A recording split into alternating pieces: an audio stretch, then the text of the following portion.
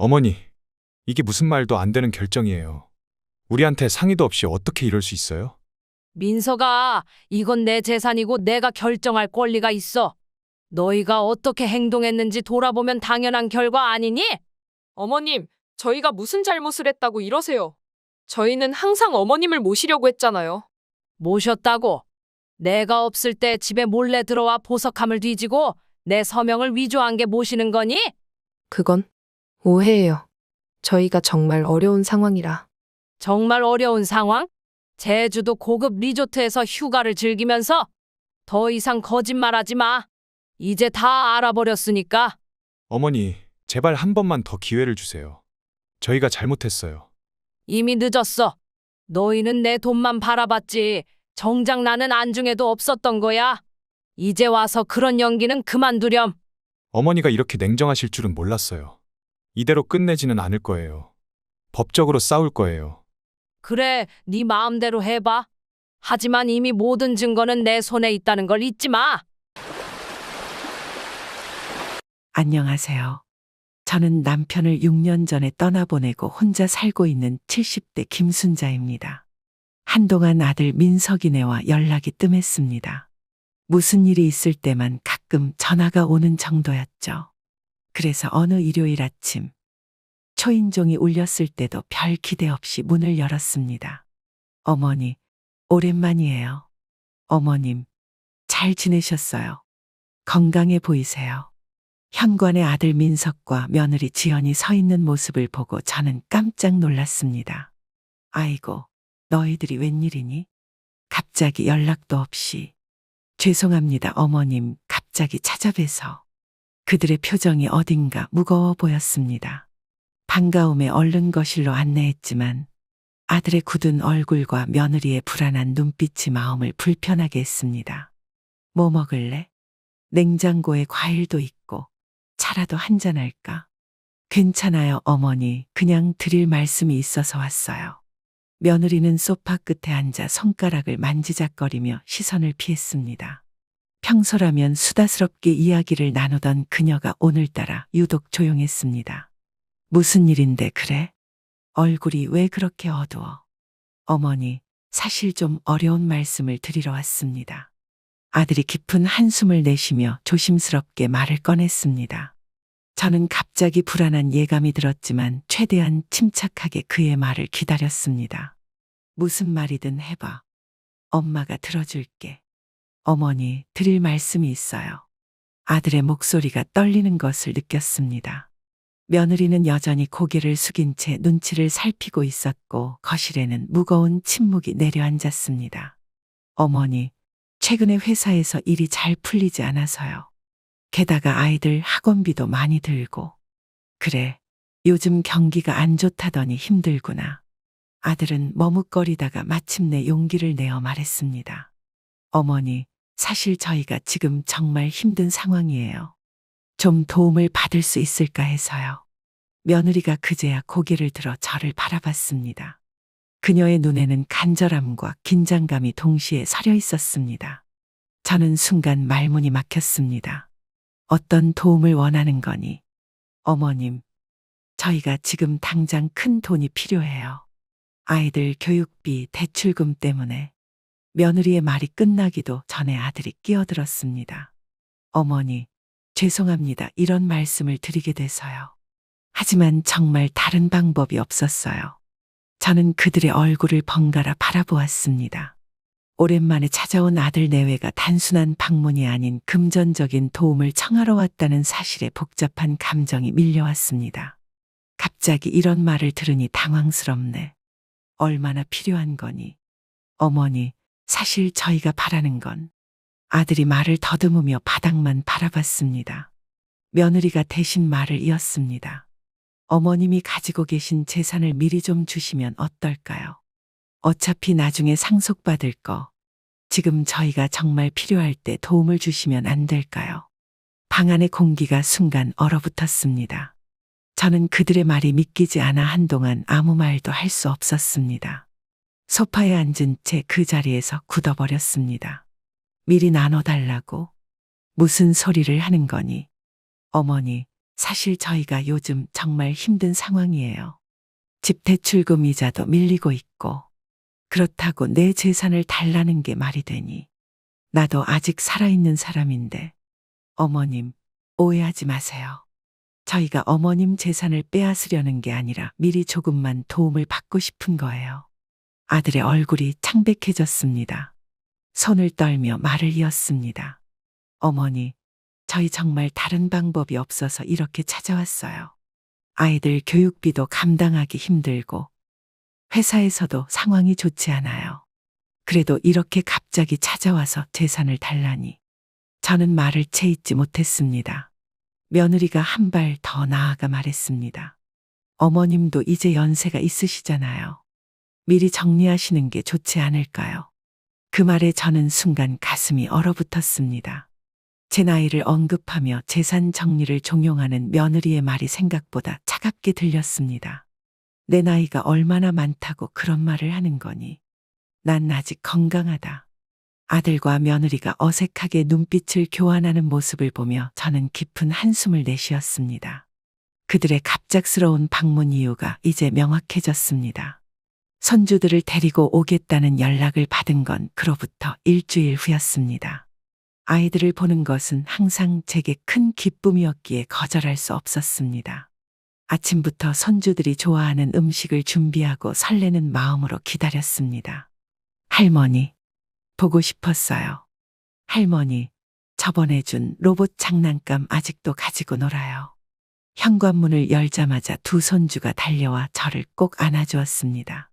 그 따뜻한 체온이 제 마음을 녹였습니다. 우리 강아지들, 할머니도 너희들 무지 보고 싶었어. 어머님, 아이들 데리고 왔어요. 저녁에 데리러 올게요. 며느리 지연은 피곤한 표정으로 현관에 서 있었습니다. 평소보다 화려한 옷차림과 액세서리가 눈에 띄었습니다. 그래, 지연아. 늦게 와도 괜찮아. 아이들이랑 충분히 시간 보내고 싶으니까. 감사합니다, 어머님. 그럼 저는 친구들 만나러 가볼게요. 며느리는 서둘러 현관문을 나섰습니다. 저는 손주들과 거실로 향했습니다. 아이들과 간식을 먹으며 학교 이야기를 듣고 있는데 문득 둘째 손주 민준이가 서곤거리는 소리가 들렸습니다. 형, 엄마가 할머니 돈 많대. 우리 이사 갈 수 있대. 쉿, 엄마가 그런 말 하지 말래. 순간 저는 귀를 의심했습니다. 아이들의 순수한 대화에서 흘러나온 이 말이 제 가슴을 찔렀습니다. 아이들이 모르는 사이 감정을 추스르고 평소처럼 행동하려 노력했습니다. 할머니, 우리 공원에 가요. 새로 생긴 놀이터가 정말 재밌어요. 그래, 우리 강아지들. 할머니랑 신나게 놀자. 저녁이 되자 민석이 아이들을 데리러 왔습니다. 평소와 달리 정장 차림이었고 급하게 문을 두드리는 모습이 조금 이상했습니다. 어머니, 제가 왔어요. 아이들은 잘 있었나요? 그래, 오늘 정말 즐거운 시간 보냈어. 근데 넌 왜 이렇게 정장 차림이니? 아, 회사 일로 중요한 미팅이 있었어요. 어머니, 내일 은행에 같이 가주실 수 있나요? 제가 대출을 받으려는데 보증이 필요해서요. 그 말에 아까 손주들이 나눈 대화가 떠올랐습니다. 불안한 예감이 들었지만 아들의 눈을 피하지 않으려 노력했습니다. 은행? 갑자기 그런 얘기를 하니? 네, 어머니. 정말 급한 일이에요. 내일 오전에 시간 되세요. 알았어. 내일 만나자. 다음날 약속대로 아들을 만나 은행에 갔습니다. 민석은 계속 서류를 들고 분주히 움직였고 은행 직원과 오랫동안 대화를 나누었습니다. 어머니, 이쪽으로 오세요. 서류 좀 확인해 주시겠어요? 이게 뭔데? 그냥 어머니 명의로 대출을 받으면 금리가 더 낮아서요. 어머니 집을 담보로 하는 거예요. 저는 순간 멍해졌습니다. 아들이 내미는 서류를 바라보며 여러 생각이 스쳐 지나갔습니다. 아이들의 대화, 며느리의 화려한 액세서리, 그리고 일주일 전 그들이 했던 말까지. 민석아, 내가 이런 중요한 결정은 좀 더 생각해 봐야겠어. 오늘은 그냥 돌아가자. 어머니, 하지만 오늘 서류를 제출해야. 다음에 다시 생각해 볼게. 아들의 실망한 표정이 역력했지만 저는 단호하게 말했습니다. 집으로 돌아오는 길, 마음은 무거웠지만 제 판단이 옳다는 것을 느꼈습니다. 민석의 부탁을 거절한 뒤 집에 돌아와 마음이 복잡했습니다. 차를 한 잔 마시며 생각을 정리하려는데 문득 서랍장이 약간 열려 있는 것이 눈에 띄었습니다. 분명 닫아두었던 서랍이었습니다. 이상하네. 내가 열어둔 건가? 서랍을 정리하던 중 낯선 서류 뭉치를 발견했습니다. 자세히 살펴보니 제 집을 담보로 한 대출 신청서였고 놀랍게도 제 서명이 적혀 있었습니다. 그러나 그건 제가 쓴 서명이 아니었습니다. 이게 대체 무슨?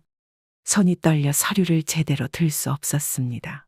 누군가 제 서명을 위조했다는 사실이 믿기지 않았습니다. A사 용지 여러 장이 담긴 서류 뭉치를 자세히 살펴보니 3억 원의 대출을 신청하는 내용이었습니다. 민석이가 설마 그럴 리가 없어. 아들을 의심하기 싫었지만 다른 누가 이런 일을 할 수 있을까요? 딸 미경에게 전화했습니다. 미경은 다른 도시에 살고 있지만 항상 저를 걱정해주는 딸이었습니다. 여보세요, 엄마. 무슨 일 있으세요? 목소리가 안 좋아요. 미경아, 엄마 집에 좀 와줄 수 있겠니? 좀 심각한 일이 있어. 네, 무슨 일인데요? 지금 당장 갈게요.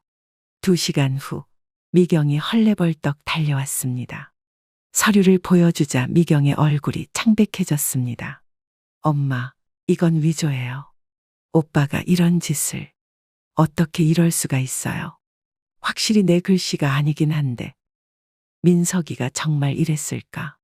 다른 설명이 있을지도 모르잖아. 엄마, 너무 순진하게 생각하지 마세요. 이건 명백한 범죄예요. 경찰에 신고해야 해요. 아직은 안 돼. 민석이한테 직접 물어볼게. 그날 저녁 민석에게 전화했습니다. 가능한 침착하게 물었습니다. 민석아, 오늘 내 서랍에서 이상한 서류를 발견했는데 혹시 아니? 서류요? 어떤 서류인데요? 내 집을 담보로 한 대출 신청서야. 내 서명이 있더라. 전화기 너머로 잠깐 침묵이 흘렀습니다. 어머니, 전 그런 서류 본 적 없어요. 누가 그런 짓을. 정말 모르는 거니? 어제 은행에서도 비슷한 서류를 보여줬잖아. 아, 그건 다른 거예요. 어머니, 제가 가서 설명해 드릴게요. 민석은 1시간 후 집에 도착했습니다. 그러나 예상과 달리 화가 난 표정이었습니다. 어머니, 저를 의심하시는 거예요. 제가 어머니 서명을 위조할 리가 없잖아요. 그럼 이 서류는 어떻게 설명할래? 민석은 서류를 보더니 놀란 척했습니다. 이건 누가 이런 짓을. 어머니, 저는 정말 모르겠어요. 하지만 그의 눈빛은 불안정했고 목소리도 떨렸습니다. 가슴이 아팠지만 아들이 거짓말을 하고 있다는 것을 직감적으로 알 수 있었습니다. 민석아, 엄마한테 정직하게 말해줘. 정말 내가 한 거니? 어머니, 어떻게 그런 말씀을. 저는 절대 그런 짓 안 해요. 민석은 분노한 표정으로 자리에서 일어났습니다. 그리고 서류를 가져가려고 했습니다. 이건 그냥 오해예요. 제가 가져가서 알아볼게요. 미경이 재빨리 서류를 가로챘습니다. 오빠, 거짓말 그만해. 엄마 서명 위조한 거 인정해. 네가 뭘 안다고. 이건 우리 가족 문제야. 넌 끼어들지 마. 민석의 태도가 갑자기 공격적으로 변했습니다. 평소의 그가 아니었습니다. 그는 결국 아무 말 없이 집을 나갔고 저는 그날 밤 한숨도 자지 못했습니다. 의심과 불안으로 며칠을 보내고 있을 때 갑자기 초인종이 울렸습니다. 문을 열자 오랫동안 이웃으로 지내온 정 선생님이 서 있었습니다. 순자 씨, 잠깐 이야기 좀 할 수 있을까? 아이고, 정 선생님, 어서 들어오세요. 차라도 한 잔 드실래요? 정 선생님은 평소와 달리 어두운 표정이었습니다. 무엇인가 말하기 어려운 이야기가 있는 듯 했습니다. 순자 씨, 내가 이런 말 하기 좀 그런데. 며느리 지연 씨, 요즘 명품 가게에서 자주 보이던데. 네? 민석이네가 돈이 없다는데 무슨 말씀이세요? 그러니까 내 말이. 지난주에는 백화점 VIP 라운지에서 친구들하고 모임하는 걸 봤어. 지연 씨가 친구들한테 새로 산 명품 가방 자랑하더라고. 그 말을 듣는 순간 머릿속이 복잡해졌습니다. 경제적으로 어렵다며 제 재산을 요구하던 아들 부부의 모습과 명품을 구입하는 며느리의 모습이 겹쳐졌습니다. 정말 감사합니다. 정 선생님. 알려주셔서. 미안해, 순자 씨. 괜히 이런 말해서. 그래도 친구로서 알려줘야 할 것 같았어. 정 선생님이 돌아간 후 저는 깊은 생각에 잠겼습니다. 그날 저녁 손주들을 데리러 간다는 약속이 있었습니다. 아들네 집에 도착했지만 초인종을 눌러도 아무도 없었습니다. 이상하네. 분명히 오늘 약속했는데. 한참을 기다려도 아무도 오지 않자 근처 벤치에 앉아 휴대폰으로 민석에게 전화를 걸었습니다. 하지만 전화를 받지 않았습니다. 아이고, 이 사람들 대체 뭐 하는 거야? 지연에게도 연락해 보았지만 역시 응답이 없었습니다. 우연히 휴대폰으로 지연의 SNS를 보게 되었고 그곳에서 충격적인 게시물을 발견했습니다. 제주도 가족여행 중 아이들과 즐거운 시간. 사진에는 민석과 지연 그리고 두 아이가 고급 리조트 수영장에서 즐거워하는 모습이 담겨 있었습니다. 게시 시간은 불과 3시간 전이었습니다.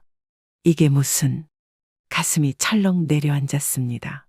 아들 부부는 경제적 어려움을 호소하면서 제주도 고급 리조트에서 휴가를 즐기고 있었던 것입니다.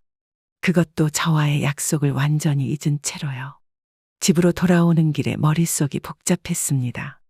그동안 민석네가 했던 말들, 행동들이 모두 거짓이었다는 생각에 가슴이 아팠습니다. 집에 도착해서도 마음을 진정시키기 어려웠습니다. 어떻게 이럴 수가. 내가 뭘 그렇게 잘못했길래. 그날 밤 갑자기 심한 가슴 통증이 찾아왔습니다. 숨을 쉬기 힘들었고 식은땀이 흘렀습니다. 겨우 119에 전화를 걸었고 구급대원들이 도착했을 때는 이미 의식이 희미해지고 있었습니다. 병원에서 눈을 떴을 때 하얀 천장과 소독약 냄새가 저를 맞이했습니다. 심장에 문제가 생겨 응급실에 실려온 것이었습니다. 김순자님, 의식이 돌아오셨군요. 괜찮으세요? 의사가 다가와 제 상태를 확인했습니다. 다행히 큰 위험은 넘겼지만 스트레스로 인한 심장 발작이었다고 했습니다. 앞으로는 스트레스를 피하고 안정을 취하셔야 합니다. 가족에게 연락드릴까요? 아니요, 괜찮습니다. 딸에게만 연락해 주세요. 병원에 입원한 3일 동안 딸 미경이 매일 병문안을 왔습니다. 민석에게도 소식이 전해졌을 텐데 한 번도 찾아오지 않았습니다. 엄마, 오빠한테도 연락했는데 해외 출장 중이라고 하네요. 정말 너무하네요. 괜찮아. 엄마는 네가 있어서 다행이야. 퇴원 날짜가 정해졌고 미경이 제 짐을 챙기러 집에 다녀왔습니다. 그런데 돌아온 미경의 표정이 심상치 않았습니다. 엄마, 집에 누가 들어온 흔적이 있어요. 뭐라고? 도둑이라도 들었니? 아니, 열쇠로 들어온 것 같아요. 현관문은 멀쩡했거든요. 그런데 엄마 방이 조금 뒤져진 것 같아요. 특히 보석함이. 저는 심장이 다시 빠르게 뛰는 것을 느꼈습니다. 남편이 물려준 보석들을 생각하니 불안감이 커졌습니다. 미경아, 빨리 집에 가보자. 병원에서 퇴원한 후 집으로 돌아오니 정말 침실이 뒤져진 흔적이 있었습니다. 보석함을 확인하자 가장 값비싼 다이아몬드 목걸이와 몇 가지 귀중품이 사라져 있었습니다. 이건 도둑이 아니야. 열쇠가 있는 사람이. 엄마, 혹시 CCTV 확인해 볼 수 있을까요? 작년에 현관 앞에 설치했잖아요. 다행히 아파트 현관과 복도에 설치된 CCTV가 있었습니다. 관리실에 부탁해 영상을 확인했고 그곳에는 충격적인 장면이 담겨 있었습니다. 민석과 지연이 제가 입원해 있는 동안 집에 들어와 물건을 가져가는 모습이었습니다. 오빠가 어떻게 이럴 수가. 미경은 분노에 차 경찰에 신고하자고 했지만 저는 망설였습니다. 아무리 그래도 내 아들인데 경찰에 신고할 수는 없었습니다. 일단 좀 더 생각해보자. 아직은. 그날 밤 저는 아들에게 직접 전화했습니다. 하지만 여전히 전화를 받지 않았습니다. 그렇게 또 며칠이 지났고 저는 이 일을 어떻게 해결해야 할지 고민하며 하루하루를 보냈습니다. 며칠 동안 고민한 끝에 아들 부부를 다시 만나기로 결심했습니다. 평소라면 생각하지 못했을 계획이었지만 이제는 제가 직접 진실을 확인해야 했습니다. 변호사와 상담한 후 특별한 준비를 마쳤습니다. 손에는 작은 녹음기를 쥐고 있었습니다. 아들아, 오늘 저녁에 집에 좀 들러줄 수 있니? 중요한 얘기가 있어. 어머니, 오늘은 좀 바쁜데. 무슨 일이세요? 재산 문제로 결정한 게 있어. 너희들이 원하는 대로 해주려고. 아, 그래요? 그럼 지연이랑 같이 저녁에 갈게요. 전화를 끊고 마음을 다스렸습니다. 저녁이 되자 아들과 며느리가 약속대로 찾아왔습니다. 평소보다 들뜬 표정이었습니다. 어서 와. 오랜만이네. 들어와서 앉으렴. 어머님, 전화 주셔서 놀랐어요. 갑자기 무슨 일이세요? 어머니, 무슨 결정을 하셨다고요? 두 사람이 거실 소파에 앉자 저는 미리 준비한 차를 내왔습니다. 차분한 척하려 노력했지만 심장은 빠르게 뛰었습니다. 너희들 요즘 정말 힘들지. 내 재산을 어떻게 도울지 생각해봤어. 며느리의 눈이 갑자기 반짝였습니다. 아들은 눈치를 살피며 조심스럽게 말을 이었습니다. 어머니, 정말 그런 생각을 해주셨어요. 그래, 나도 이제 나이가 많잖아. 재산 문제로 서로 마음 아프게 하는 것보다 미리 정리하는 게 좋을 것 같아. 녹음기가 작동 중인 걸 의식하며 대화를 이끌었습니다. 며느리가 경계심을 풀고 조금씩 본색을 드러내기 시작했습니다. 어머님, 정말 감사해요. 사실 저희가 어머님께 말씀드리기 조심스러웠는데. 어머님, 솔직히 말해서 집을 저희 명의로 해주시면 좋겠어요. 어차피 나중에 상속받을 건 미리 주시는 거잖아요. 그 말을 기다렸다는 듯이 아들도 말을 보탰습니다. 맞아요, 어머니. 이제 연세도 있으시니 요양원도 생각해 보셔야 해요. 저희가 알아본 좋은 요양원이 있는데 그들의 말 한마디 한마디가 송곳처럼 가슴을 찔렀습니다. 과연 이들이 제 자식과 며느리가 맞는지 의심스러울 정도였습니다. 요양원? 내가 언제 요양원에 갈 생각을 했니? 아니, 그게 아니라 어머니 건강을 위해 좋은 시설이. 며느리가 갑자기 화제를 돌렸습니다. 어머님, 그래서 어떤 결정을 하셨어요? 집을 저희 앞으로 해주실 건가요? 2시간가량 대화를 나누는 동안 그들은 점점 더 솔직한 생각을 드러냈습니다. 집뿐만 아니라 통장, 보험금, 심지어 남편의 골동품까지 모두 넘겨받고 싶어하는 마음이 명확했습니다. 이제 충분한 증거를 확보했다고 생각했습니다. 오늘은 여기까지 하자. 내가 좀 피곤하구나. 다음에 다시 얘기하자. 어머니, 결정은 언제 하실 거예요? 저희가 계획을 세워야 해서요. 곧 알려줄게. 그들이 떠난 후 녹음기를 껐습니다. 그리고 울음을 참을 수 없었습니다. 내가 그토록 사랑했던 아들과 며느리의 진심이 녹음기에 고스란히 담겨 있었습니다. 다음 날 아침, 녹음 파일을 들고 변호사 사무실로 향했습니다. 남편이 생전에 자주 찾던 박 변호사는 제 상황을 듣고 심각한 표정을 지었습니다. 김순자님, 이건 명백한 노인학대와 재산갈취 시도입니다. 법적 조치를 취할 수 있습니다. 변호사님, 제가 아직 법적으로 고소하고 싶진 않아요. 그래도 내 아들인데. 그렇다면 어떻게 하시겠습니까? 자식에 대한 사랑과 배신감 사이에서 갈등했습니다. 하지만 이제 제 인생을 지켜야 한다는 생각이 확고했습니다. 제 재산을 안전하게 보호할 방법이 필요합니다. 그리고 아들에게 경고의 메시지를 주고 싶어요. 이해합니다. 몇 가지 방법을 제안해 드리겠습니다. 박 변호사는 제 집을 신탁으로 전환하는 방법, 재산 관리를 위한 법적 장치들을 설명해 주었습니다. 그리고 딸 미경과 손주들을 위한 교육 신탁 설정 방법도 알려주었습니다. 또한 노인복지단체의 일부 기부를 고려해 보시는 것도 좋겠습니다. 세금 혜택도 있고 의미 있는 일이 될 거예요. 그게 좋겠네요. 제가 평생 모은 돈이 좋은 곳에 쓰였으면 해요. 변호사의 조언대로 재산 관리 계획을 새롭게 세웠습니다. 집은 신탁으로 전환하고 제 생활비를 제외한 상당 부분은 딸 미경과 손주들을 위한 교육 신탁으로 설정했습니다.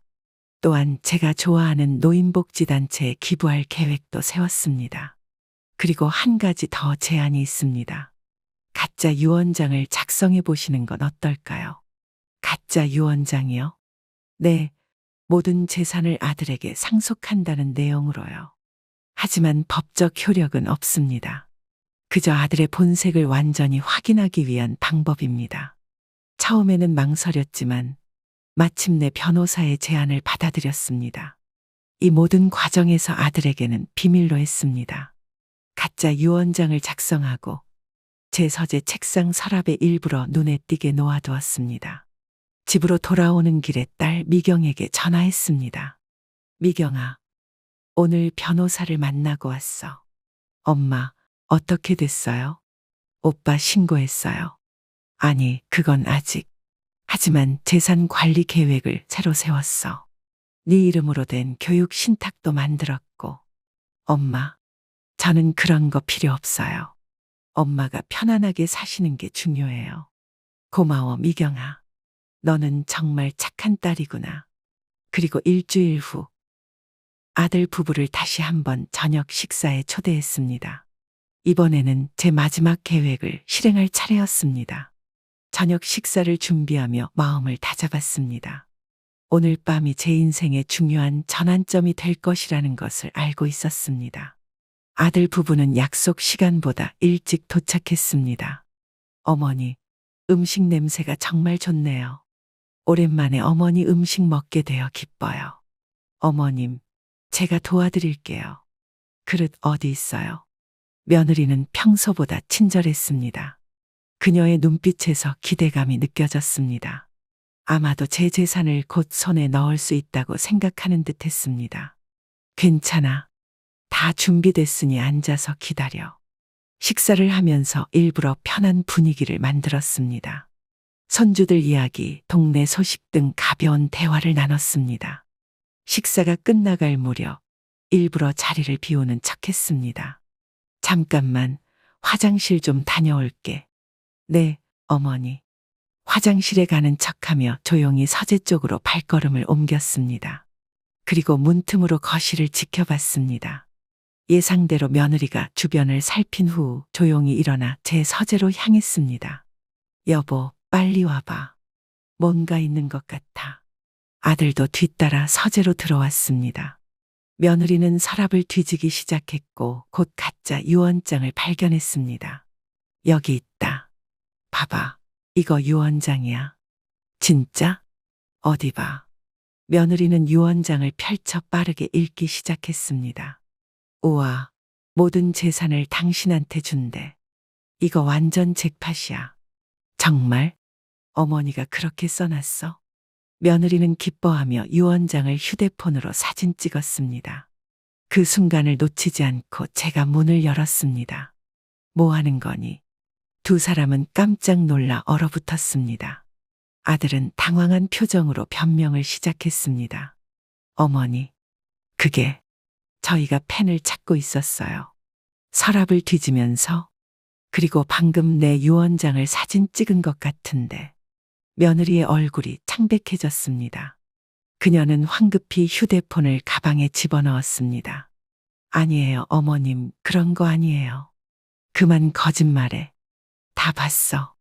침착하게 말했지만 속으로는 분노와 슬픔이 뒤섞여 있었습니다. 아들과 며느리는 더 이상 변명할 수 없다는 것을 깨달았는지 침묵했습니다. 오늘은 이만 돌아가. 다음에 다시 얘기하자. 그들이 떠난 후 계획의 마지막 단계를 준비했습니다. 모든 증거를 모아 가족 모임을 계획했습니다. 진실을 모두에게 공개할 시간이 왔습니다. 일주일 후 대가족 모임을 준비했습니다.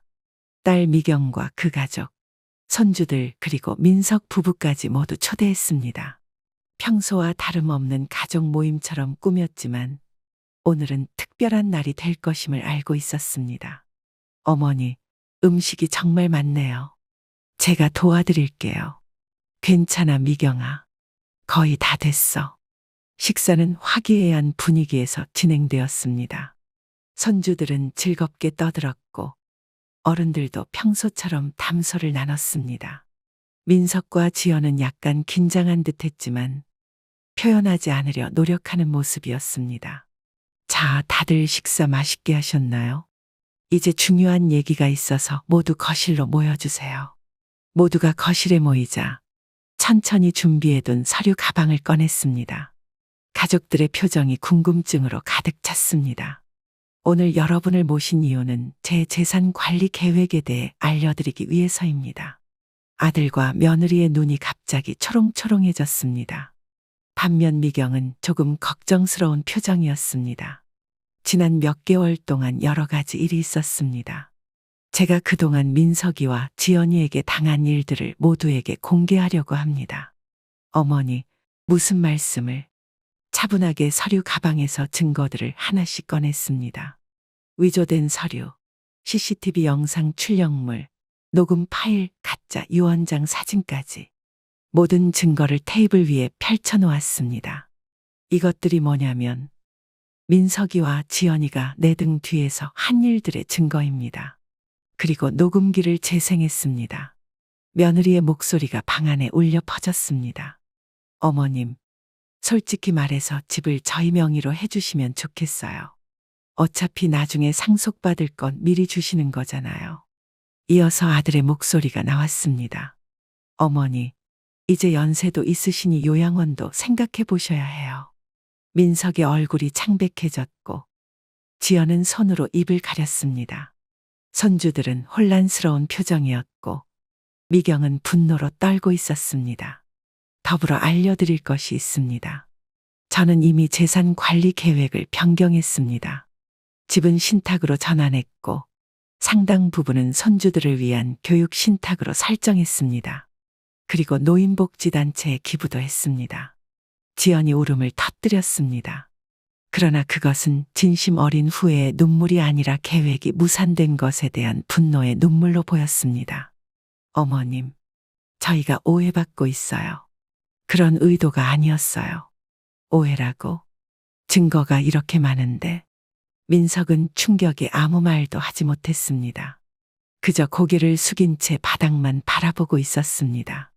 손주들은 울음을 터뜨렸고 미경이 아이들을 데리고 다른 방으로 갔습니다. 나는 너희를 법적으로 고소하지 않을 거야. 하지만 이제 너희는 내 인생에서 완전히 사라졌으면 좋겠구나. 어머니, 제발 더 이상 할 말 없어. 이제 돌아가. 민석과 지연은 결국 집을 나갔습니다. 그날 밤 저는 오랜만에 편안하게 잠들 수 있었습니다. 비록 가슴은 아팠지만 진실을 마주하고 제 인생을 스스로 지켰다는 해방감이 있었습니다. 그로부터 3개월이 지났습니다. 미경의 권유로 상담사를 만나기 시작했습니다. 처음에는 내키지 않았지만 상담 과정에서 아들에 대한 분노와 배신감을 표현하면서 마음이 조금씩 가벼워졌습니다. 김순자님, 오늘은 어떤 기분이신가요? 지난주보다는 나아진 것 같아요. 가끔 민석이 생각이 나긴 하지만 예전처럼 가슴이 찢어지는 아픔은 아니에요. 그것은 좋은 진전입니다. 감정을 인정하고 표현하는 것이 치유의 첫 단계니까요.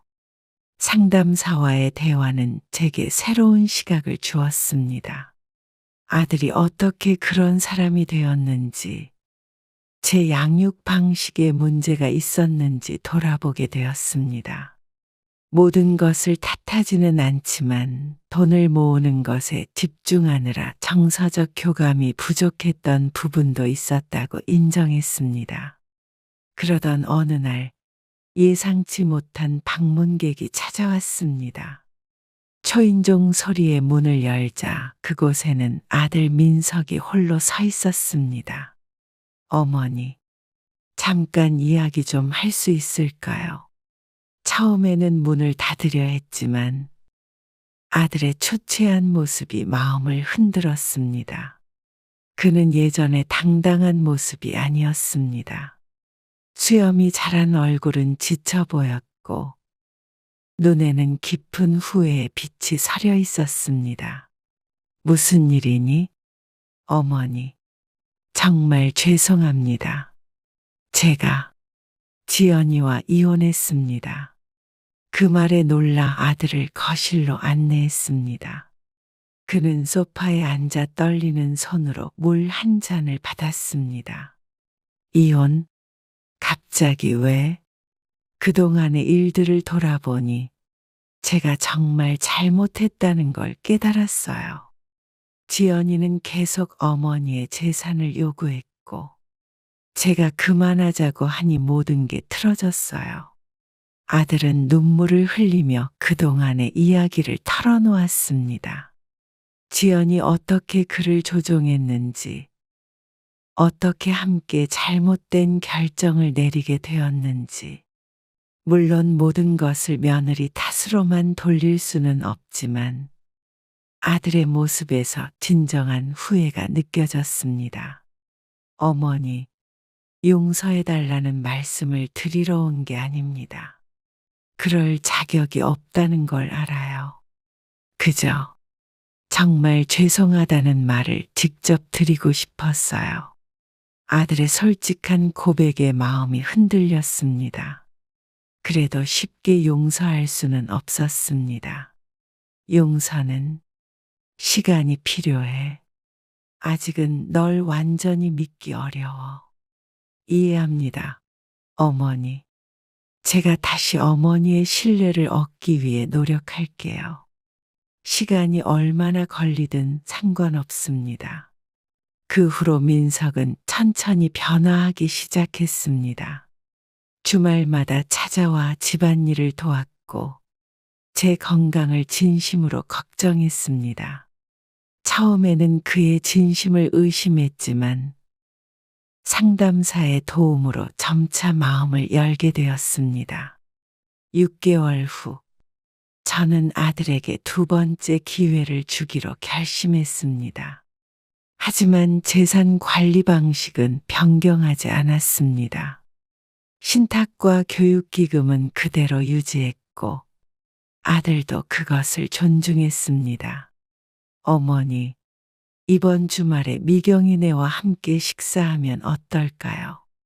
조카들도 오랜만에 만나고 싶어요. 그래, 좋은 생각이구나. 미경이한테 연락해 볼게.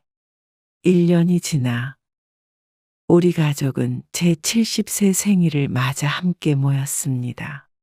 비록 과거의 상처는 완전히 지워지지 않았지만 새로운 이해와 존중을 바탕으로 관계를 재건하기 시작했습니다. 어머니, 생신 축하드려요. 오래오래 건강하세요. 고마워, 민석아. 엄마도 너희가 행복했으면 좋겠다. 손주들이 제 주위를 뛰어다니며 즐거워하는 모습을 보며 미소 지었습니다. 인생에는 예상치 못한 시련이 찾아오지만 그것을 어떻게 극복하느냐가 중요하다는 것을 배웠습니다. 가족의 의미는 단순히 피로 이어진 관계가 아니라 서로를 아끼고 존중하는 마음에서 비롯된다는 것도 깨달았습니다. 미경이 케이크를 들고 왔고 모두가 함께 생일 축하합니다를 불렀습니다. 촛불을 바라보며 소원을 빌었습니다. 우리 가족 모두 건강하고 행복하게 오래오래 함께하길. 그리고 촛불을 끄자 모두가 박수를 쳤습니다. 이제 저는 새로운 시작을 맞이할 준비가 되어 있었습니다. 인생은 예상치 못한 방향으로 흘러갑니다. 가장 가까운 사람에게 상처받을 때 그 아픔은 더욱 깊지만 그 고통 속에서도 자신의 가치를 지키는 것이 중요합니다. 저는 아들의 배신을 통해 오히려 제 삶의 주인이 되는 법을 배웠습니다. 재산보다 값진 것은 진실한 관계와 자신을 존중하는 마음이라는 것도 깨달았습니다. 누구나 실수할 수 있고 용서는 상대방이 아닌 자신을 위한 것이기도 합니다. 인생의 황혼기에도 새로운 시작은 가능합니다. 여러분도 힘든 상황에 처했다면 포기하지 마세요. 자신을 지키며 현명하게 대처할 때 더 강해지고 행복한 삶을 찾을 수 있을 것입니다. 그럼 구독자 여러분, 오늘도 행복한 하루 되시길 기원하겠습니다. 감사합니다.